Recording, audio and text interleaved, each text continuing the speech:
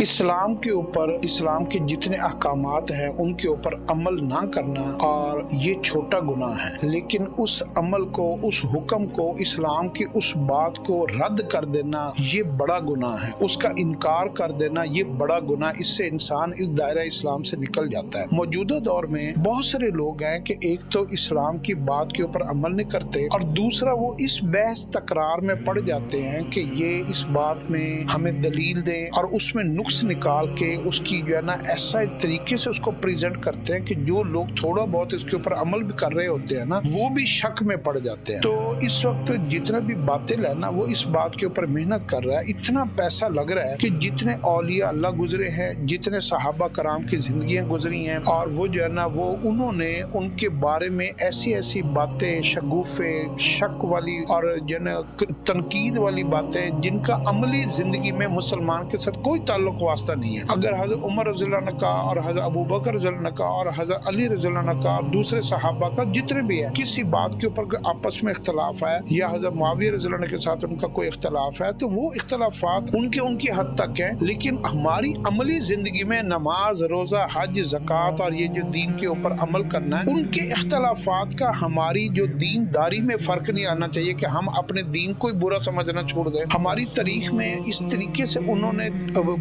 Mould کیا ہے تاریخ کو، اتنا سخت یا نا وہ بنا کر پیش کیا گیا مسلمانوں کی تاریخ کو کہ ہمارے اکابرین، ہمارے اولیاء اللہ کے بارے میں موجودہ دور میں بہت زیادہ بحث ہو رہی ہے کہ فلاں ایسا تھا، فلاں ایسا تھا، فلاں ایسا تھا، فلاں ایسا تھا، جن کے ذریعے سے ہم تک دین پہنچا ہے ان کے اوپر اس قدر تنقید کرو کہ ان کو دین اسلام ہی برا لگنا شروع ہو جائے اور یہ جو ہے نا دین اسلام کو کوئی اس کو ویلیو نہ دے، امپورٹنس نہ دے، اس میں نجات ہی نہ سمجھے اور یہ اختلافی بات بن کر رہ جائے۔ یہ اصل محنت یہ ہو رہی ہے۔ تو آپ ایک کام کیا کریں کہ اگر آپ کو دین اسلام کی کوئی بات سمجھ میں نہ آئے نا تو آپ اس کے اوپر بحث مباحثہ نہ کیا کریں، خاموشی اختیار کیا کریں اور اللہ سے مستقل مانگا کریں، اہدنا الصراط المستقیم، اے اللہ میرے دل کو اس بات کی طرف لوٹا دے جو صحیح بات ہے۔ ہم جس بھی فرقے سے تعلق رکھتے ہیں، جس بھی مذہب سے تعلق رکھتے ہیں نا، ہر حال میں ہمیں اللہ سے ایک بات مانگنے کا ہر نماز میں، ہر رکعت میں حکم ہے، اہدنا الصراط المستقیم، اے اللہ میرا ڈائریکشن، میرا رخ، میری زندگی کا جو ہے نا جو میری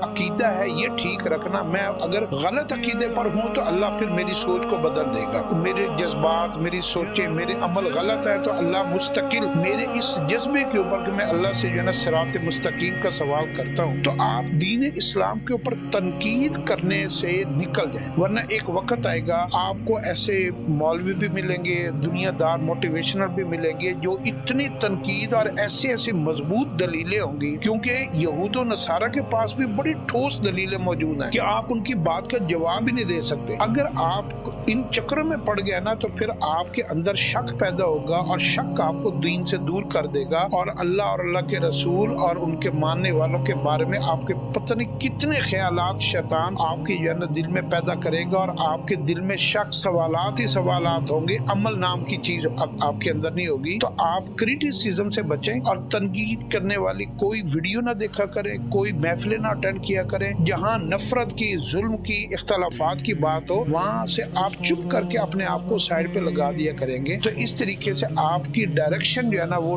ڈسٹرب نہیں ہوگی اور آپ جو ہے نا ان لوگوں میں شامل نہیں ہوں گے جنہوں نے دین اسلام کو بگاڑا۔ اللہ ہمیں اس کی سمجھ عطا فرمائے۔